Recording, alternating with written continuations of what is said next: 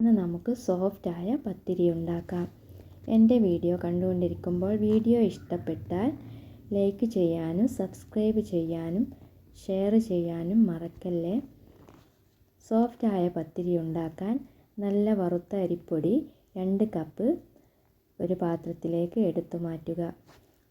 അതിലേക്ക് സാധാരണ പച്ചവെള്ളം 2 കപ്പ് ഒഴിച്ച്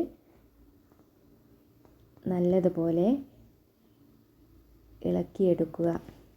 കട്ടകളൊന്നുമില്ലാതെ നല്ലതുപോലെ ഇളക്കിയതിന് ശേഷം 1 കപ്പ് വെള്ളവും കൂടി ചേർത്തിട്ട് നല്ലതുപോലെ ഇളക്കി. 1 കപ്പ് അരിപ്പൊടിക്ക് 1.5 കപ്പ് വെള്ളം എന്ന തോതിലാണ് ചേർക്കേണ്ടത്. 2 കപ്പ് അരിപ്പൊടിക്ക് 3 കപ്പ് വെള്ളം. 3 കപ്പ് വെള്ളവും ചേർത്ത് നല്ലതുപോലെ ഇളക്കി ആവശ്യത്തിന് ഉപ്പും ചേർത്ത് ഇളക്കി ഗ്യാസ് ഓണാക്കി പാത്രം അടുപ്പിൽ വെച്ച് കൈവിടാതെ ഇളക്കിക്കൊണ്ട് ഇരിക്കണം.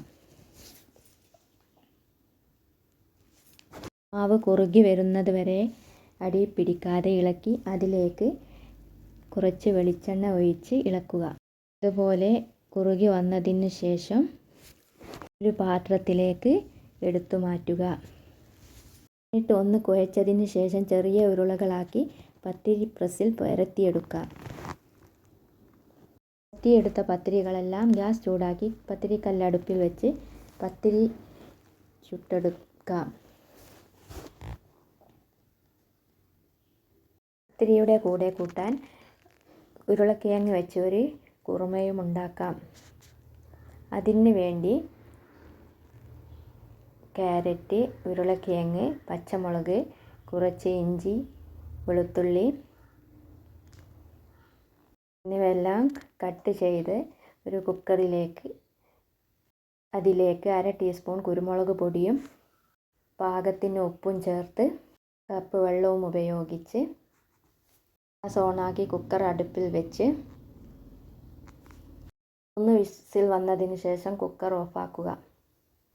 അതിലേക്ക് 1 കപ്പ് തേങ്ങ ചിരവിയത് മിക്സിയുടെ ജാറിലിട്ട് അരച്ചെടുക്കുക. കുറച്ച് പാലും എടുക്കണം, തേങ്ങാപ്പാൽ. അരച്ച തേങ്ങ കറിയിലേക്ക് ഒഴിച്ചു കൊടുക്കുക. 1 കപ്പ് തേങ്ങാപ്പാലും ഒഴിച്ച് ചെറുതായിട്ട് ഒന്ന് തിളപ്പിക്കുക. ഒരു ചട്ടി അടുപ്പിൽ വെച്ച് കുറച്ച് ചെറിയുള്ളി അരിഞ്ഞതും ഉള്ളി മൂത്ത് വന്നതിന് ശേഷം കുറച്ച് കറിവേപ്പിലയും കുറച്ച് മല്ലിയിലയും ഇട്ട് ഇതിലേക്ക് ഒഴിച്ചു കൊടുക്കുക. ഒഴിച്ചതിന് ശേഷം നല്ലതുപോലെ ഇളക്കി മിക്സ് ചെയ്യുക.